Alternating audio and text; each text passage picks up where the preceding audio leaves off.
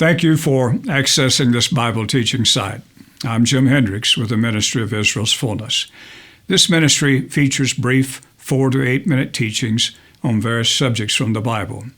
This Bible teaching comes from 2 Thessalonians chapters 1 and 2. Here Paul addresses the subject of the second coming and the time of the rapture. In chapter 1 of 2 Thessalonians, Paul speaks of the persecution being experienced by the Thessalonian church. He says he too is suffering for the gospel, so he encourages them to find rest and comfort in the same hope which gives him comfort, that is, the coming of Christ. He says the day is coming when those who abuse believers will receive the judgment of Christ. This will happen when Christ comes, for Christ will descend from heaven with his mighty angels in flaming fire, inflicting vengeance on those who do not know God. For Christ will come on that day and be glorified in his saints. That day of Christ's coming will be with flaming fire. No secret coming here. The chapter vision at this point is a little unfortunate because Paul continues his teaching regarding the second coming on into chapter 2, where he says, concerning that coming and our gathering together to him, that gathering together is the rapture, both the coming and the catching up or rapture occur on the same day. About that day, Paul says, don't be deceived, for that day will not come until two things must happen first.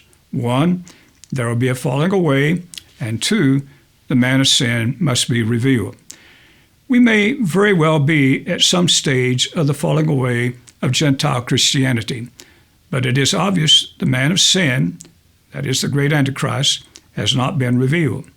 The book of Revelation has him coming into existence during the Great Tribulation. This is clear from the 13th chapter of Revelation. The earth has always had tribulations, but the Great Tribulation has not yet come. That tribulation has the capacity to destroy the entire earth. At this destruction will occur over a short period of time, but Christ will intervene and bring the tribulation to a sudden end. In Matthew chapter 24, Jesus says he will return immediately after the Great Tribulation.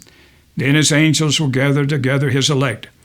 Notice the word gathering is used by both Jesus and Paul because the tribulation immediately precedes Jesus' coming. Then it becomes an overwhelming sign of the second coming. Paul says Jesus is not coming back until the man of sin is revealed. The book of Revelation says the Antichrist will appear during the Great Tribulation. So the Antichrist and the Great Tribulation occur at the same time. Both occur before the second coming. This makes what Paul says in 1 Thessalonians and what Jesus says in Matthew 24 in agreement. Here in chapter 2, Paul says, when Jesus comes, he will destroy the Antichrist with the brightness of his coming. The brightness of his coming in chapter 2 and the flaming fire in chapter 1 are the same. Moreover, the coming in chapter 2 and the coming in chapter 1 are the same coming. At that coming, believers will be gathered unto Christ. When will the rapture occur?